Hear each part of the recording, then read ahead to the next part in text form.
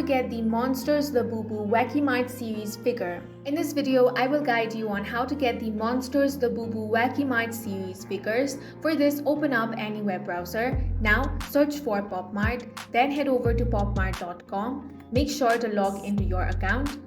Once you have been logged in, you want to search for Monsters Wacky Mart, then scroll down a bit.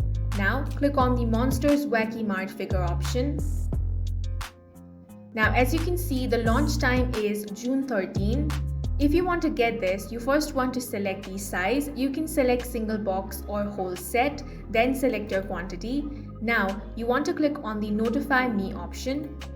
After clicking on this option, you will now get an email instantly once the stock drops. Now click on Add to Bag. Then click on the View Bag option. Now you're not able to check out right now. You can only check out once it has been launched. So what you can do is save your payment and shipping info in your browser or account profile. Then you want to check out as soon as possible once the Monster Labubu Wacky Mart series drop. And in this way, you can get the Monsters Labubu Wacky Mart series figures. And that's it for this video. If you found it useful, make sure to hit the like button and subscribe for more videos like this.